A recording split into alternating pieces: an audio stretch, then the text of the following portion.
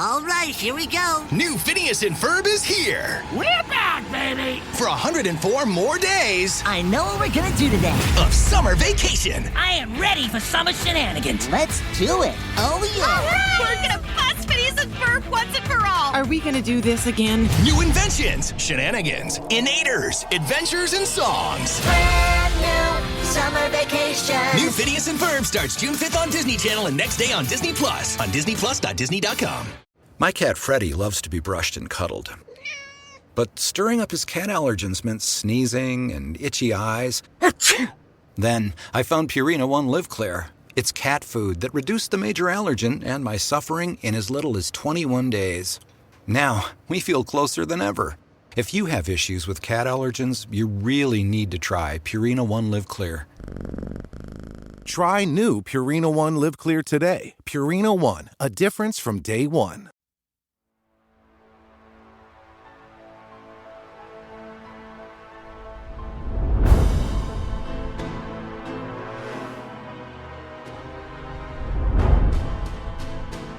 Welcome to Supernatural Circumstances, the podcast where we take you down the rabbit hole into the fantastic world of the strange, the paranormal, and the unknown. I'm Morgan Knudsen. And I'm Mike Browne. Come along with us on this week's adventure, but only after you dim the lights and settle in. Look at what I did. I switched it around. Because, Look at you being all creative. Well, we're talking about creativity today. Exactly. With our good friend Mark Boccuzzi, who is Yes.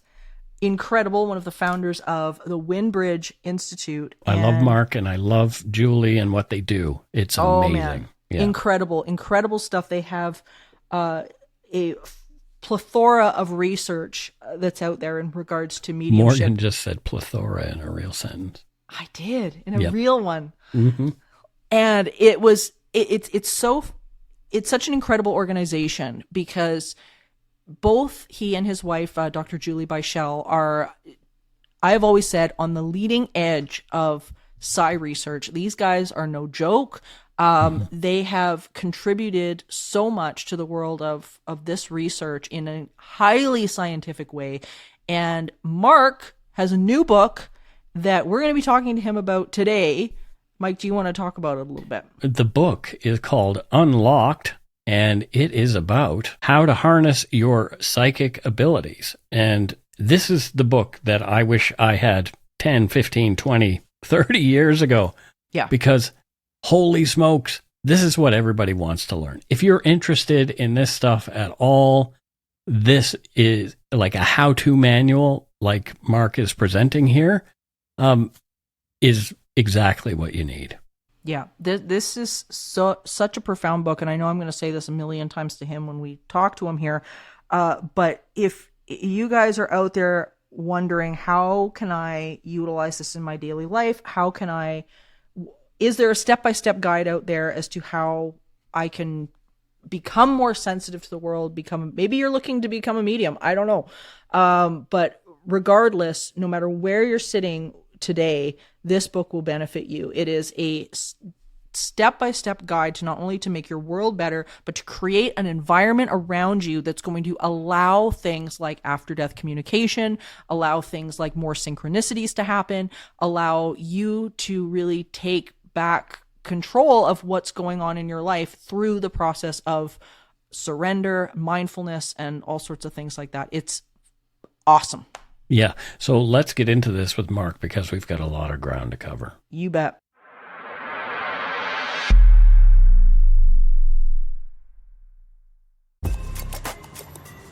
New Vitamin Water Zero Sugar Pineapple Passion Fruit is packed with vitamins, just like the amount of peas we packed in that sentence. It's packed like your tote bag, the one you stole from your ex, or your overpriced half a studio apartment, or extra rushed rush hour traffic. Packed like your calendar. Triple booked at 5, of course. Grab a Vitamin Water. Did we mention it's packed with vitamins? Whatever the occasion, effortless elegance is right this way. Because Hilton brings you new ways to stay courtesy of the Nomad London. And it doesn't stop at award-winning dining in a space draped in velvet and illuminated by vintage chandeliers. know this day goes beyond with unparalleled personalized service and attentive hospitality. Oh, and did we mention the Nomad London can be booked using your Hilton Honors points at Hilton.com? Hilton, for this day.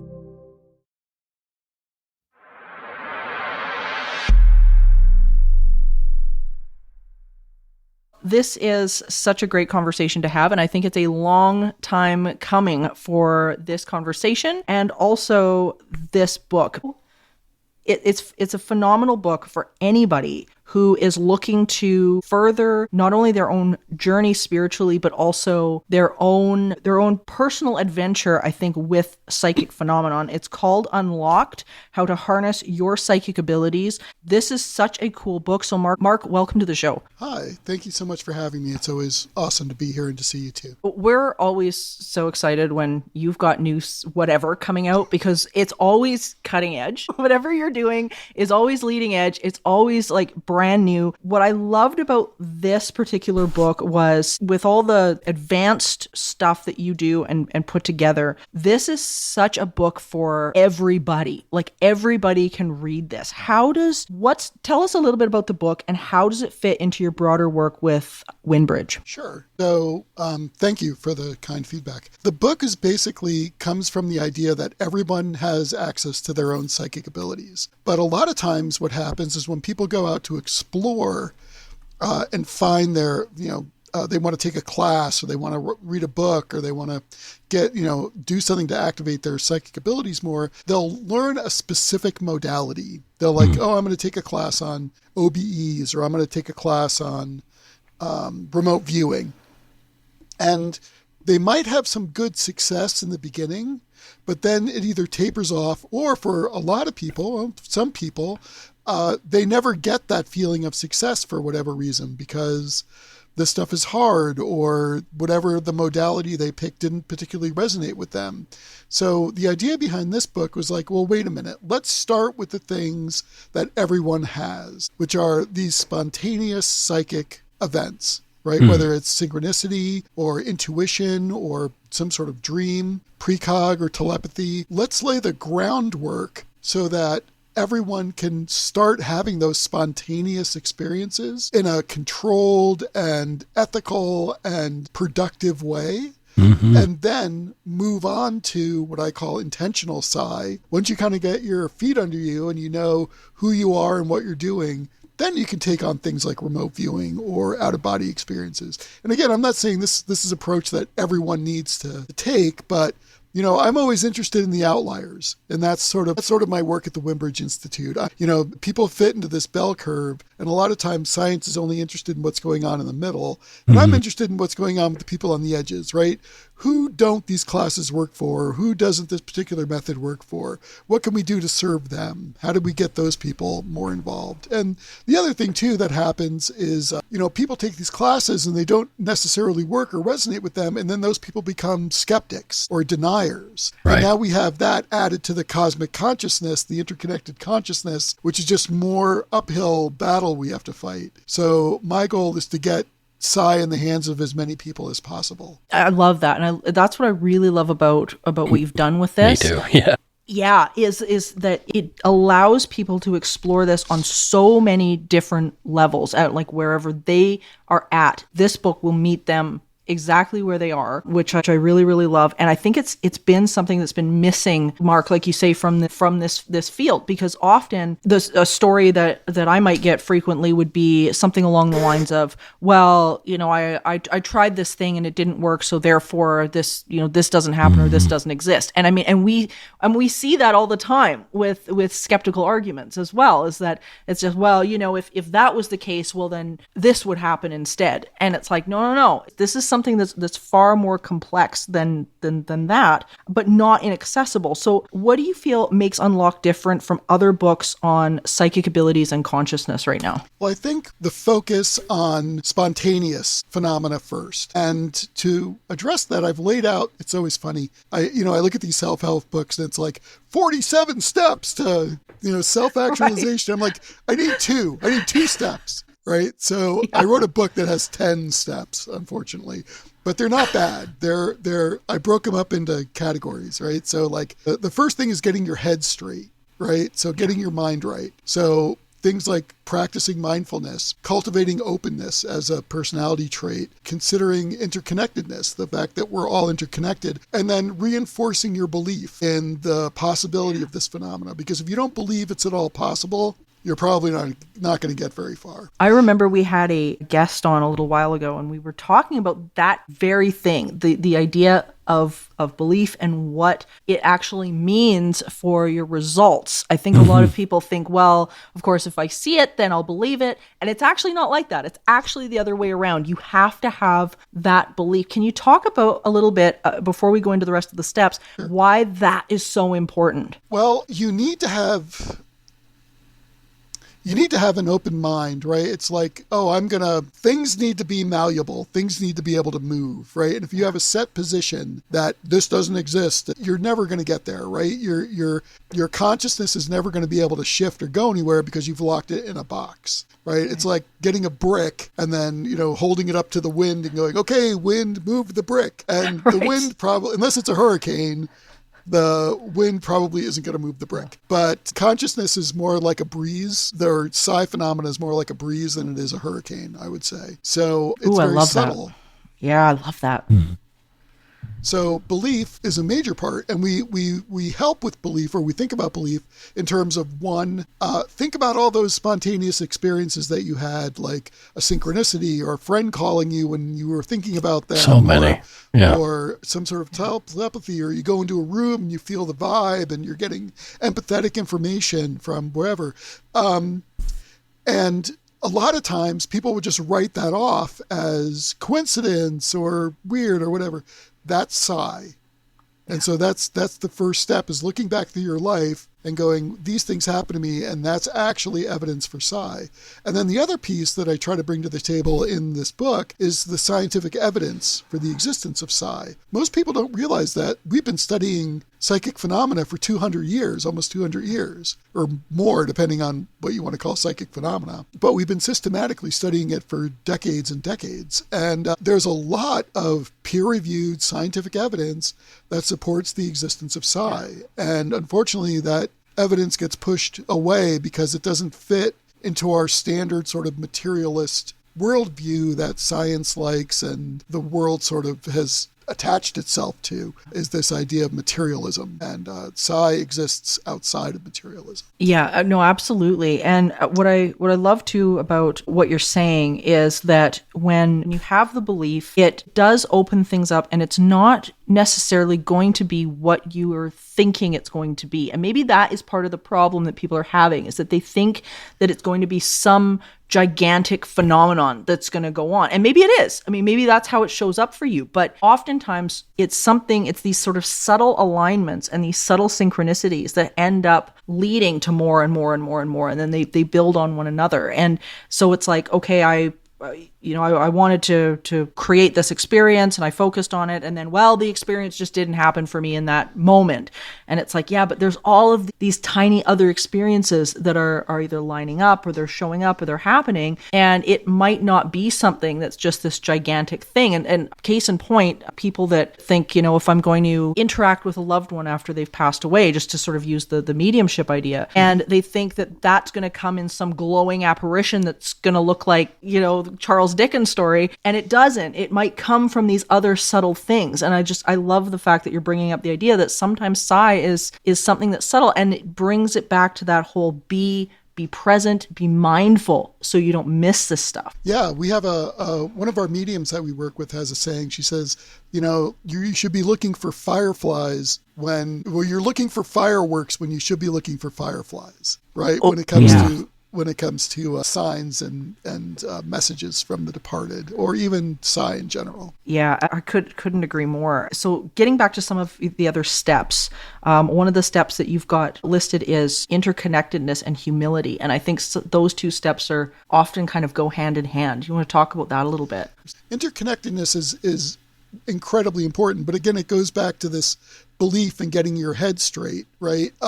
You need to understand that we're all part of a greater whole. We're all unique, we're all important, but what I choose to do impacts other people, and what other people choose to do impacts me. And so we're interconnected in our environment, we're interconnected in our social structures, and we're interconnected in our psychic structures. And so this is an important concept that people really need to try to wrap their heads around. And it's not always easy, but if you start with the things that are very obvious, like we're all breathing the same air, right? Yeah. And then go, well, if we can be interconnected there, maybe we can be interconnected here. And if we're interconnected here, then right, like it sort of builds on itself. Do you want to talk a little bit about that, how we are interconnected on that psychic level as well? Because I that might be a piece that people aren't quite clear on. Sure. Probably the best way to talk about this is an illustration. Or an example. There's a project that's been going on for a number of years now called the Global Consciousness Project, or GCP. And the idea is that they get these devices that are called random number generators or random event generators. I have one floating around here somewhere. My very, very messy desk. Anyway, they're little devices. And when the GCP first started a number of years ago, they had probably about 100 of these devices scattered around the world, all networked together, collecting data at the same time. And the way a random number generator works, it's kind of like a random coin flipper. And so it'll flip heads or tails or zeros and ones really, really quickly. And over time, what you'll see is that these will be statistically evenly distributed between zeros and ones. Now, there was a lab at Princeton a number of years ago that said, well, what happens if we get people and we put them in front of random number generators and we ask them to change their outputs? If we say, hey, can you focus your intention to change the output from more zeros or more ones? And after a number of trials and a number of experiments, they found that happened. The output of these random number generators would change based on people's focus and attention and attention. So that was sort of the groundwork for creating this network around the world. And then what they found is they were collecting data around the Global Consciousness Project that during major world events, like things like Princess Diana's funeral or other major world events, they saw deviations in the statistical output of these devices where there should be no deviation. And so what the takeaway from that is that the collective consciousness of the world, of the people on our planet, when focused on a single thing, change the planet. They change the dynamics, the psychic dynamics in which we live. And that is incredibly powerful. Oh, it's insanely powerful. And I think it also brings it back to just as individuals, how important our focus is on various things. Like there's sort of the average memes that are kind of floating around going like, well, be careful what you feed your mind. And, you tend to kind of scroll by them like, okay, yeah, thanks. We know there's a lot of crap out there.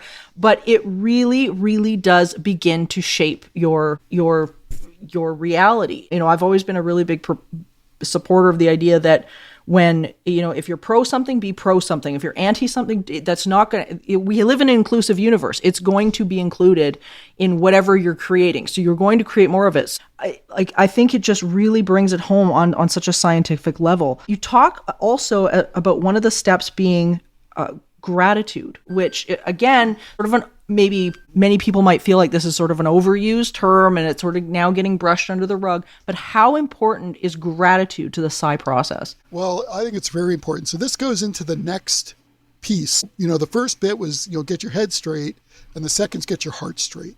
And so gratitude becomes an important piece along with humility and integrity, because it's so easy to get caught up in these negative emotions or negative feelings that this negative space will prevent you from getting psi information. So by practicing gratitude, by being open to new experiences, to being grateful, to being happy, you open yourself up even more to different types of psi experiences. What you just said there, I think, is so, so, so important, that negative state will prevent you from getting psi information. That is a really, really, really big deal to the people out there that are just, maybe stuck in negative self-talk, even, I don't believe in this, whatever. So and maybe I don't know if you know the answer to this question or not, but I'm going to ask it anyway. What is it about that negative state that jams this up so badly? Well, usually if you're in a negative state, you're inwardly focused. And you're focused on this particular bad thing that happened to you during the day. So you're not open to receiving other messages. Right? If you're obsessed over the person that cut you off at traffic, right, you're going to miss the synchronicity that you had on the radio, or you're going to miss the intuitive hit that you had from someone at work or whatever, right? Right. You have to be in the present, and you have to be open to the things that are happening around you right now, not ruminating on the past or projecting on the present, which is why mindfulness is such an important piece of this as well. Everything is sort of rooted in a mindfulness practice. Makes total sense. The next step you've got compassion, which is something often we're very much missing nowadays. But talk a little bit about compassion. You know, I'd like to talk about compassion, but I also want to talk about, well, we're talking about the heart, getting your heart right. I want to talk about integrity. Please. Which is one of the important steps. And what's important about integrity is that once you understand who you are and what your priorities are and the things that motivate you, one of the big things about psychic information is the ability to discern, well, what's psychic and what's my ego, or what am I making up and what's real, right? And integrity is, in my opinion, the most important thing you can develop in order to make that determination, to distinguish between real psychic information and just, noise in your head. Right. Sure. Because I was talking about this with somebody the other day, and they were like, yeah, once I know who I am and what I stand for and, where my priorities are, and then I get a psychic message, it's usually something that I agree with, but I don't want to do because I know it's going to be really hard. I was like, bingo, that's exactly right. So I think the idea of integrity doesn't get talked about enough. And I really want to encourage people to do some soul searching and sit down with a notebook or take an online survey or whatever to try to help you sort out your priorities and meditate and do automatic writing or just write in a journal. Another thing about Mike, were you going to say something? Sorry. I was going to say it's amazing how meditation and that kind of thing can uncover unconscious bias as well. Like there are things that every day I'm learning something new about, where my biases lay and all that kind of stuff. And so I'm trying to pay attention to that. And I find that you're right. You're 100% correct that being mindful, being in the moment is kind of the only way to solve this. I find myself on these crazy avenues of fear about what's going to happen in the future or regret about what's happened in the past. And those things don't serve me at all. They tend to cause me a lot of trouble. I'm not saying I don't indulge in those things still, because I'm a human being and I do. Right.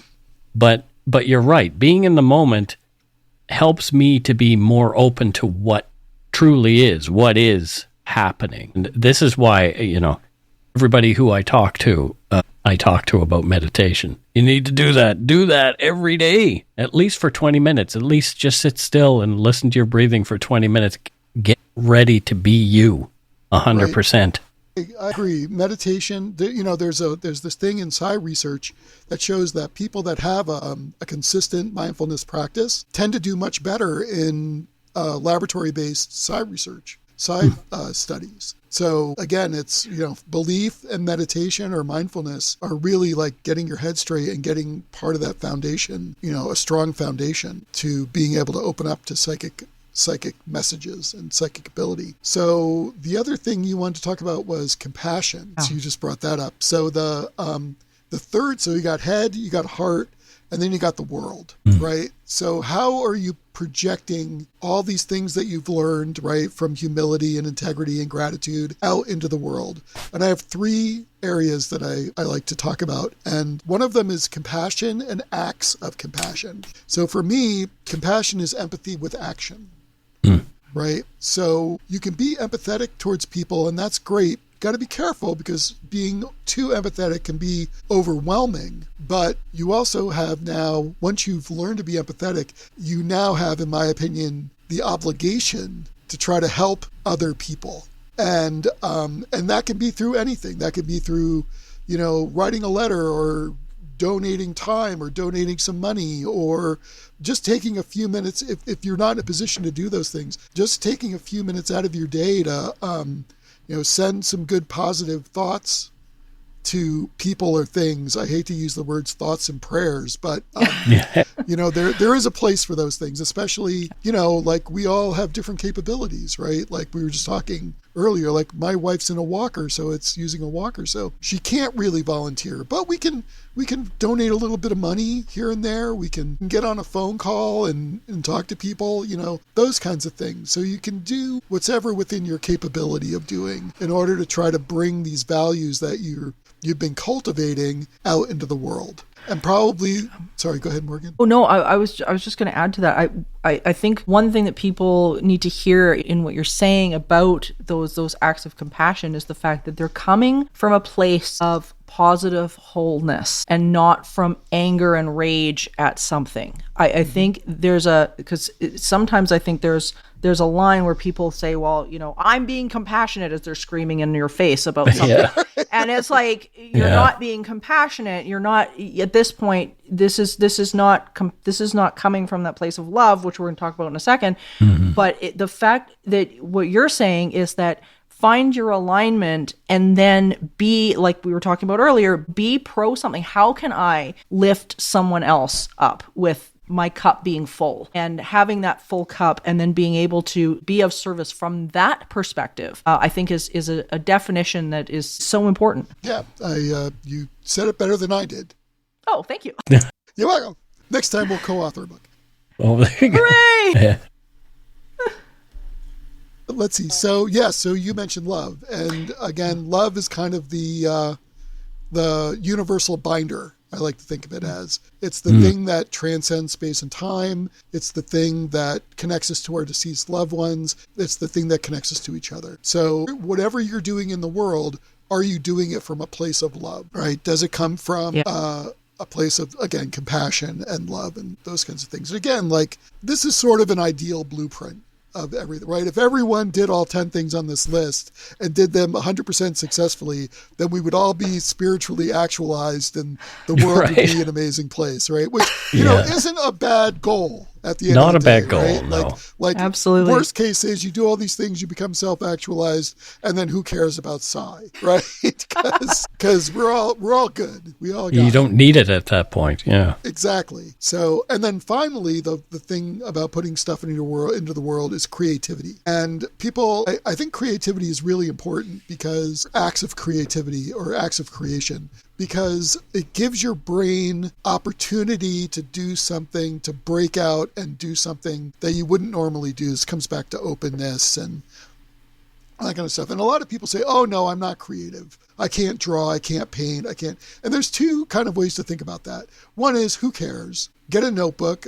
People give me these beautiful notebooks. They know I journal. And they give me these like beautiful notebooks that are like handmade paper. And I'm like, I can't write in this. It'll just look like chicken scratch in a piece of art. And so I just get the dumpiest little three ring binders or just scrap paper, and I'll pull out some paints and I'll just be like, and just start painting stuff. And it's okay, because what that does is it keeps your conscious mind busy and gives your subconscious mind sort of this opportunity to wander. And this is this sort of dichotomy between mindfulness, like you have to be present in the moment at all times, and mind wandering, which is an important piece of being able to get psychic information, right? Yeah. Because if you're just closed down to the thing that you're doing at this, like doing the dishes or whatever it may be, right? So my approach to this has been, well, you start with like a breath focused meditation, right? And you're like, okay, I'm focusing on my breath, blah, blah, blah. And now I'm going to think about that thing that I saw. Oh, remember that bird that was in the,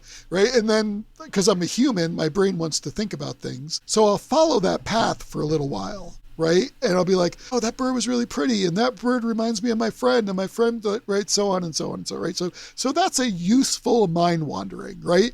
And then if I go, oh, remember that bird? Remember that time that bird took a on your head? And you're like, nope, we're not talking about this now. We're going to come back to the breathing.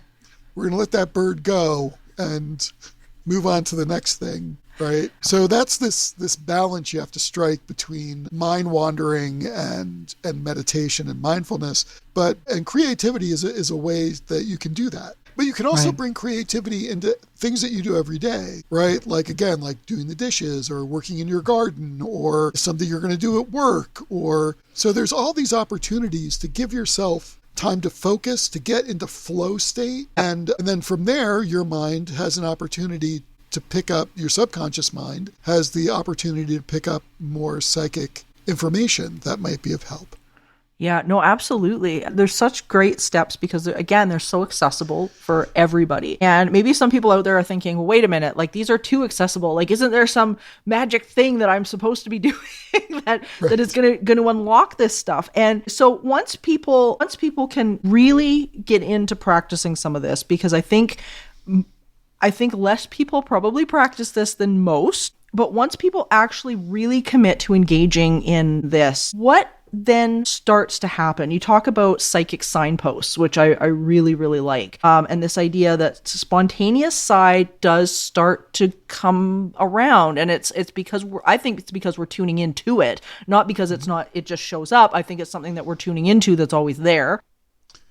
I agree. I want to talk about this a little bit because you cover a number of things in the book, like how it manifests in everyday life, which we've kind of talked about, but you talk about as well flashes of insight and decoding dreams. And I want to talk about that a little bit because, again, those are things that people may be, sloughing off as oh, that's crazy, or dismissing that somehow. Yeah. The flashes of insight are very important. Now, again, I want to stress a couple of quick things. I am not a doctor or a lawyer or an accountant, and you should always check with the proper professional when making important decisions. Yes. That being said, you might be like, I'm going to work today, and I really want to take the scenic route instead of going to the quick way, and you find out by taking the scenic route later that there was an accident on the quick way and it wasn't that quick and you would have been held up in traffic forever and blah, blah, blah, right? So there's things like that. Oh, I wanted to go to this party, but I decided not to go because it didn't feel right. And then turns out your ex is there and it's just a mess, right? No one wanted to deal with that. So, sorry, really coming up with some stellar examples for this interview. So these flashes of insight are really important and you need to listen to them. And that's where integrity comes in, right? Because now you have a touchstone to determine whether these flashes of insight are real psychic information, just your ego. Right. Like going, oh, look at me, I'm special because I have psychic ability. And, no, everybody has psychic ability. You're just trying to tap into it a little bit more and make yourself more open to it. And then dream interpretation, this doesn't work for everyone. Again, none of these things are going to work for everyone all the time, right? And that's the joy, that's the beauty of this to me, is that even in this list of 10 things, some of these things are really going to resonate with you and some of them just aren't. And that's okay, right? You do the things that you can. And even with psychic signposts, there's going to be ones that really speak to you and ones that are just not going to be there, right? Like, I don't remember my dreams very often, but I try to keep a journal nearby just in case, like, something really interesting happens. I try to jot it down or I talk to it. Talking to my phone. Julie, on the other hand, has like an amazing connection with her dreams. She was talking about her health, again, not doctors, but she had questions about her health. So she was like, going to go to bed, and she was like, I want to, what do I need? What is it that I need to feel more healthy? And she had this dream about a bunch of people that were going on a road trip. And like, it was like all of her friends and everybody was there, and they didn't actually go on the road trip. They just were like packing up the car and hanging around talking, more like tailgating.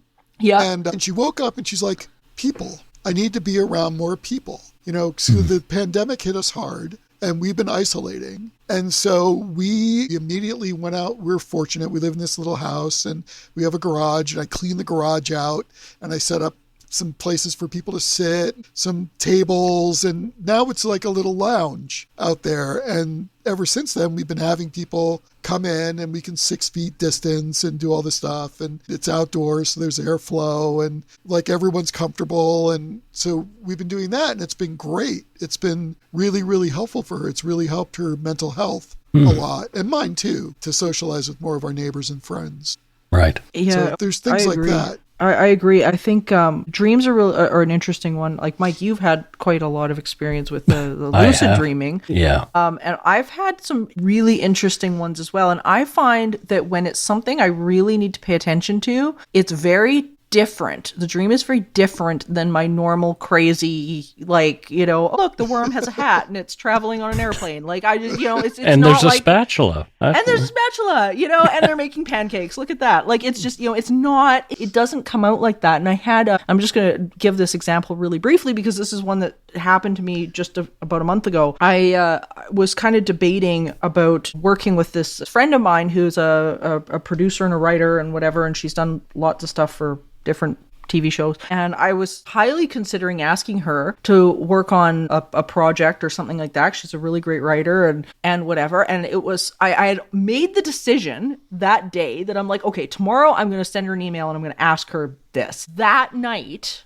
this is going to sound absolutely bananas. Nobody call the silly bus on me here. I'd be like, this is going to pan out in a second. That night, I have a dream of Bob Barker. I kid you not. Bob Barker, no. Price is Right. Perfectly clear dream. And he said, I know what you're thinking. Whatever you do, do not do this. Mm-hmm. Don't invest in this. Don't. And here's why. And he went into this like long explanation, and I remember it, which I do not remember my dreams usually. They usually are just flashes of weird. And he went into this long explanation about investment and oil and gas and like how this affected the industry and so on and so forth. He's like, it's going to fall. Don't do it right now. And it was so profound. Like when I woke up, I was like, I write this down. I wrote it all down. And anyway, long story short, I knew that it had come from somewhere. Like, I don't think it was necessarily actually Bob Barker, but I think that was the image that came because he's been in television a long time. He's a trusted source. Somehow that's how my brain translated that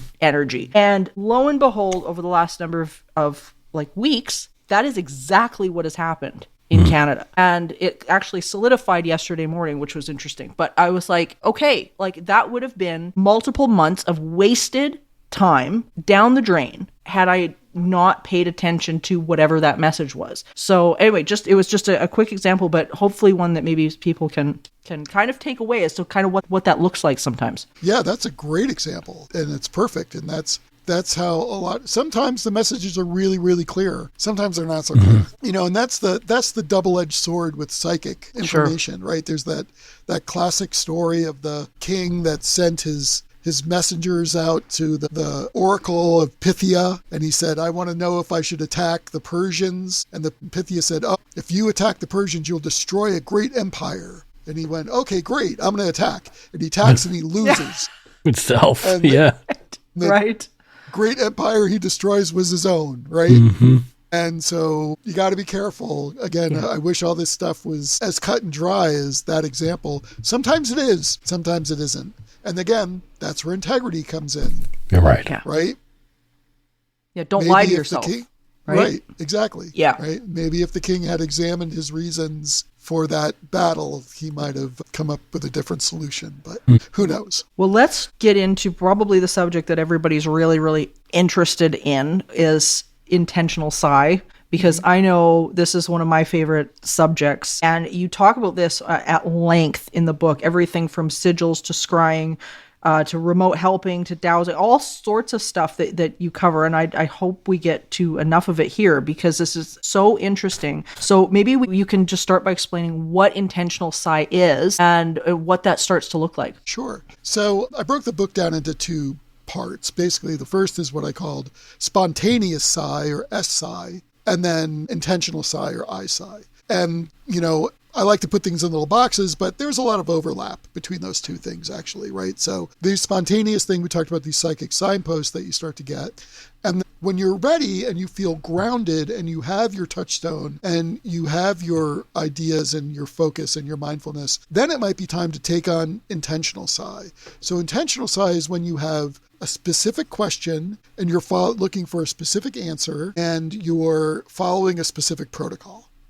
right? So sort of a gray area of that might be dreaming, right? So you go to bed and you say, okay, tonight I want an answer to this question and I want to get it through my dream and I want my dream to be really clear. And then you go to sleep. But we've talked about dreaming as sort of spontaneous, right? Sure. But now you've set the intention, so that sort of moves it into that intentional category, right? Does that make sense? Gotcha. Dreaming's the only place I've been able to do it intentionally to this point, but it is a good starting point. But there are also many, many, many other modalities, psi modalities that people can learn and practice and try.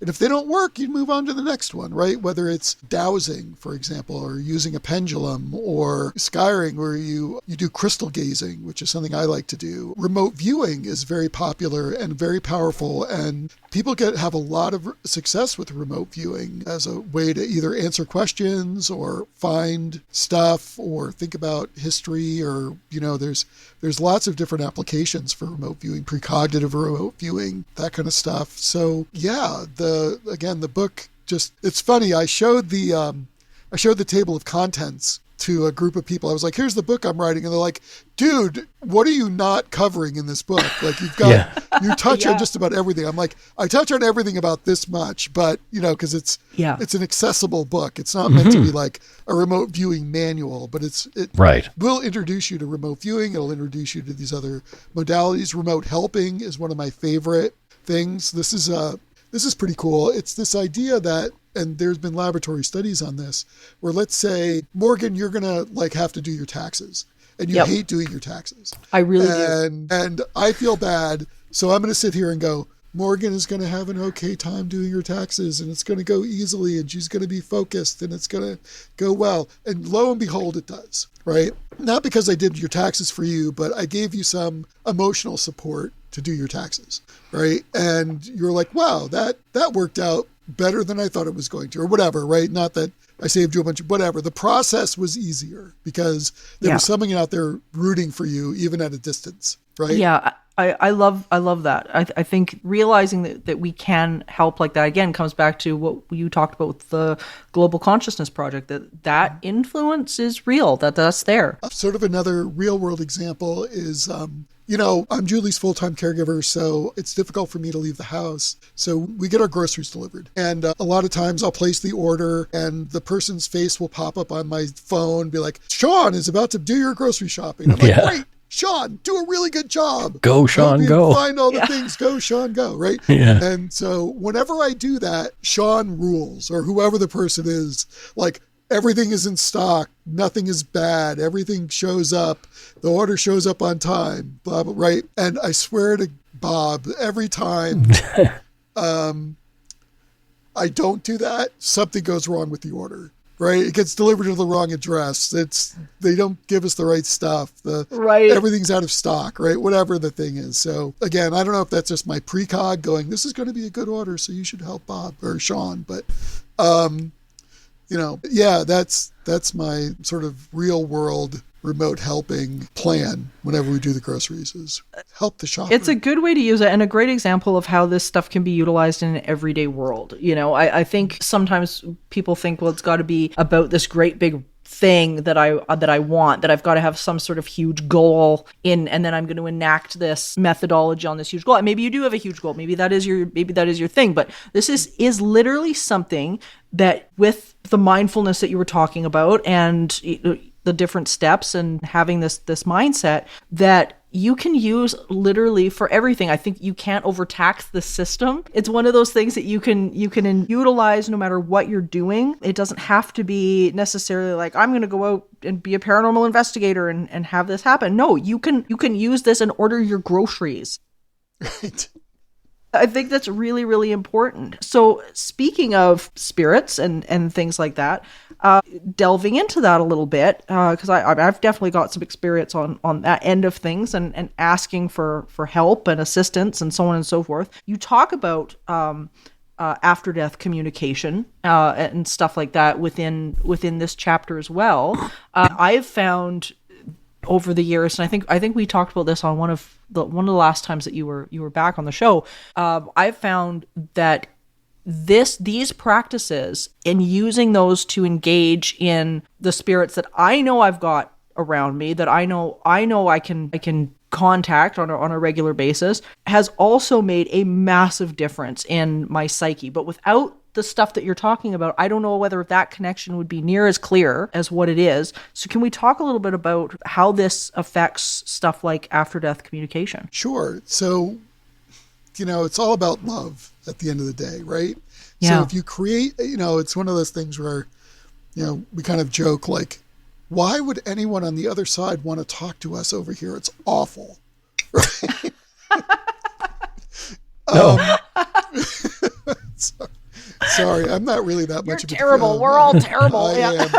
It's funny and acceptable. I'm a nihilist. Anyway, so how do you create an environment that is conducive to inviting your deceased loved one, your DLO, to join us and to join you and talk to you? And again, if you move through these steps of gratitude and love and belief and humility, then you're basically generating a field or an environment that is conducive to after-death communication, I believe. And again, those communications can come through dreams. That's how I usually have my after-death communication experiences. They can come through synchronicity, which is another big psychic signpost. They could come through signs and symbols, songs, things on the, songs on the radio, things that you might see in the world, numbers, whatever. So again, it's all about creating space for psychic phenomena to take place in your daily life. Well, you just hit on something I have to talk about, because I think what you just said is so key. And I think this is where people get screwed up with this, is the fact that they think they're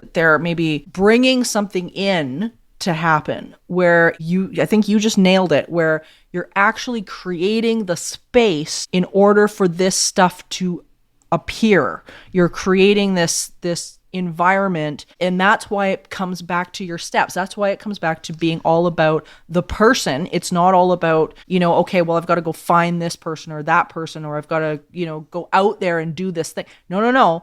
This is about you creating the arena in which this stuff can manifest. And I think that is such a really big deal. And maybe it's a hair splitting difference, but I think if people can hear that, they'll stop so much of the efforting and start coming back in and going like, okay, wait a minute, what am I doing to harness the environment around me from the inside out to allow this stuff to begin to manifest? Am I hitting the mark with that? Yeah, you are absolutely hitting it right on the head.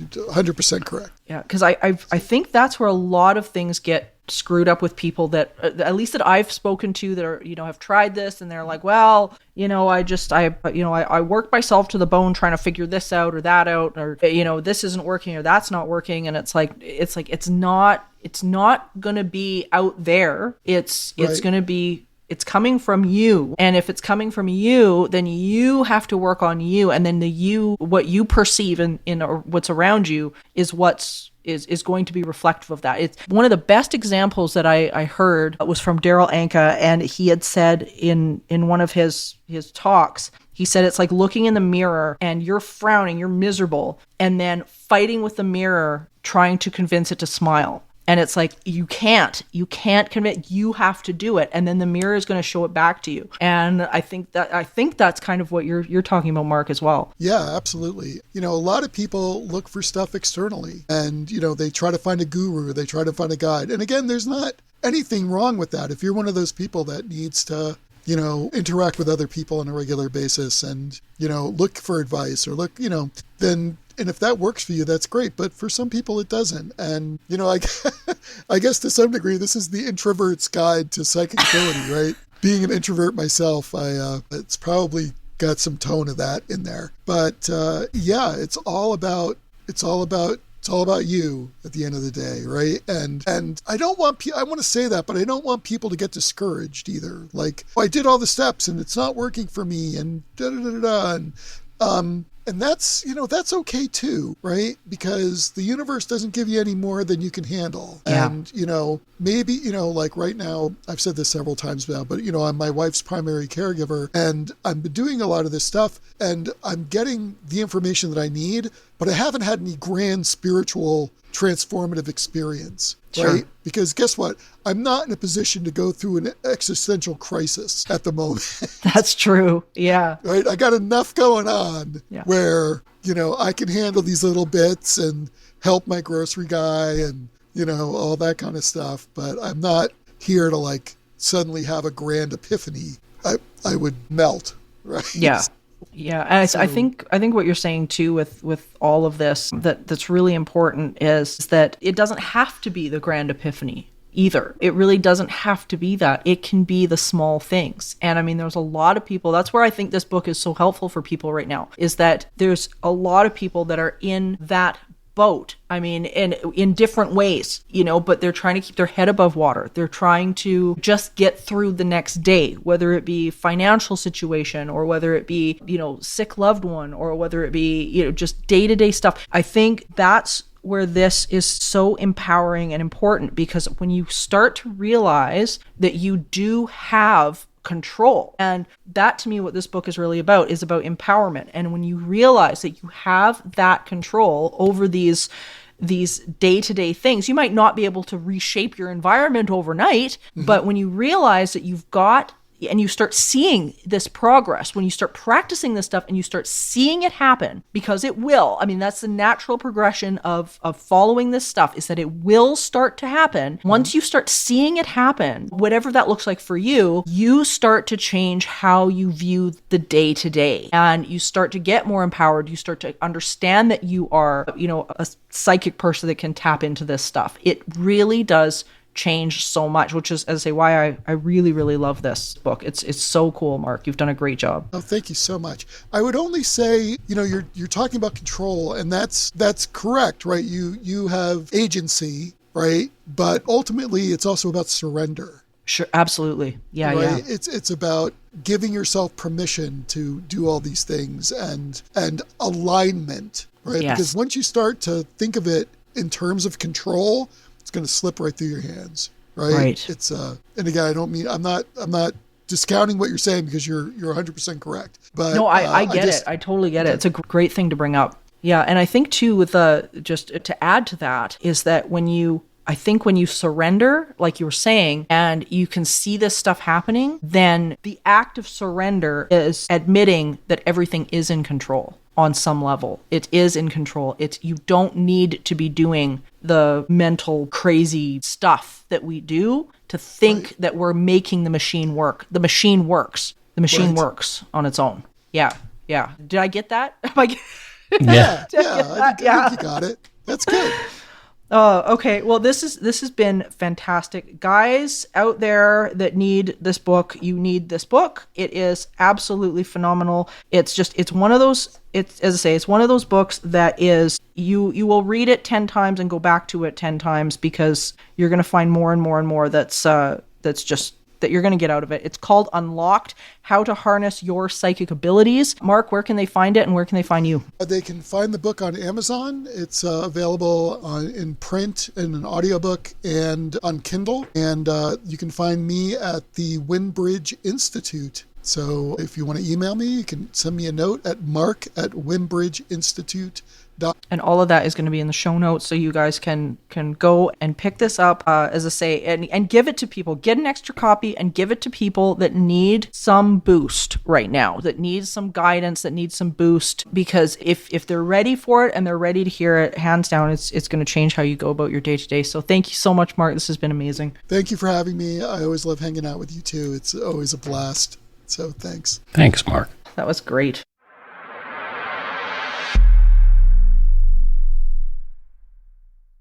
Is anyone out there? Another salesperson enduring the endless search. Exhausting.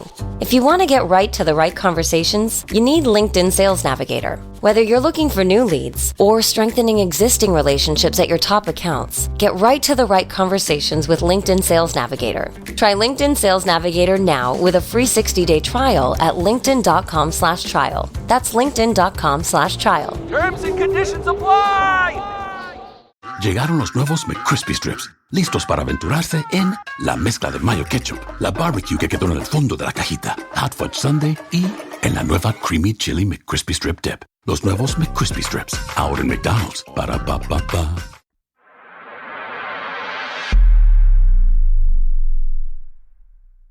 And we are back, and another lovely conversation with the adorable Mark Boccuzzi, who is just such a lovely man, so accessible and easy to talk to. And he wants to talk to you. I mean, you heard it. If you have questions for him, he's easy to get a hold of. He is, and he's everything that you probably think he is after listening to his conversation. He is just the most warm and lovely individual, as you were saying, Mike.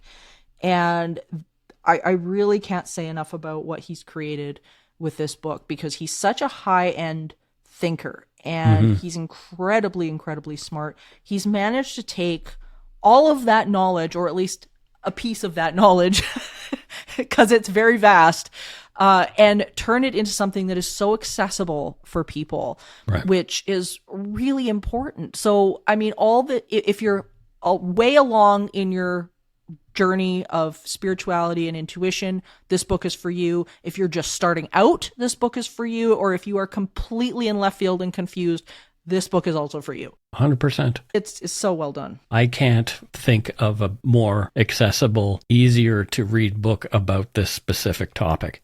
It's not full of a bunch of nonsense and numbers and, things that there's not a lot of graphs in there that you have to sort of sort through. This is for you, dear listeners, to read and try to understand ways where you can realize the spontaneous side that is happening around you and lead yourself toward intentional psi, which is, I just love it. I love it so much. Yeah. And I think you hit the nail on the head there too, which is some of this is about understanding maybe what you're already experiencing, and you want to learn how to do it intentionally. How do I harness what I know I'm capable of doing and put it into practical practices, that like what he talks about. I think that's been something that's just been horribly missing from from all of this. It really has. Right. And I mean, this is really why this show exists, is to present stuff like that. Yes, and speaking of this show, we have an announcement. We have some changes. It's with heavy heart that I am doing this, but I have some personal stuff going on right now that doesn't allow for me to continue with, I'm feeling a little emotional, that doesn't allow me to continue with Supernatural Circumstances. That said, Supernatural Circumstances is absolutely 100% going to continue. Absolutely. And Morgan will continue bringing you amazing guests with super interesting conversations. She promises to do that. She's promised me to do that. I wouldn't be able to leave in good conscience otherwise. But I have faith that Morgan is going to be able to kill it. Well, I appreciate that vote of confidence, and I hope everybody sticks with it, because we've got so much more that is coming up, and probably some interchanging co-hosts as well. That are going to be, you have some ideas. Good. I have a few ideas. Like good. Of course, it's nobody permanent, of course, but there's definitely going to be some new, interesting voices on the show that hopefully right, everybody is going to be all raring to go with. And so there's no big mystery. There's nothing to be solved. No, don't worry. And Morgan and I are fine. Stuff up. Yeah, exactly. Right. I was like, here comes the rumors. Here we go. They got in a big fight. Yeah. If you want to make rumors, you're just going to waste your own time and energy. Just don't. It's me and my stuff. I've got everybody knows I had some heavy stuff happen with my dad. There's that. And then there's some other stuff that's going on that I really need to focus on. Yeah. And if I don't focus on those things, I may be living in my car. So let's not do that.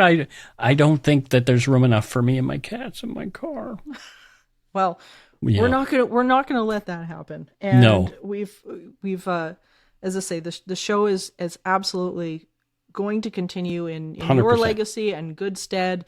And the next number of months, we're going to see some more fantastic guests. We're going to have some interesting and probably very fun-loving co-hosts that will join us. And we hope that you continue to join us as well. And well, that's what I was just going to adventure. suggest. Maybe I will be back as a co-host again at some point. Well, I would hope so. I mean, maybe. Or maybe even a guest one day. maybe even a guest. Oh, yes, that would be even weird. A little bit, yeah. But anyway, a little bit, but either way, it's gonna be positive, and so we don't want anybody to get down or give up. We definitely are not, and it's gonna be I think progressive motion forward. And Mike, of course, you are welcome back anytime you want to be here. Yeah, I appreciate that. Well, of course. So thank you for joining us on this eerie expedition, dear listeners. I'm about to cry, so I don't want to do that. And remember, there is no line between the natural and the supernatural. All is consciousness. Until next time, stay curious, friends, and stay with us. Yeah, and stay with us and not curious about what's going on. It's me. It's 100% me. It's all him. It's all him. Yeah. See you, everyone. Supernatural Circumstances is a co-production of Entity Seeker Paranormal Research and Teachings and Good Egg Studios. This podcast is part of the Curious Cast Podcast Network. Theme music by Corey Johnson of Catalyst Records in Edmonton, Alberta. You can learn more about Morgan Knudsen at entityseeker.ca and learn more about me, Mike Browne, and listen to my show, Dark Poutine, at darkpoutine.com. Feel free to email the show at supernaturalcircumstances@gmail.com.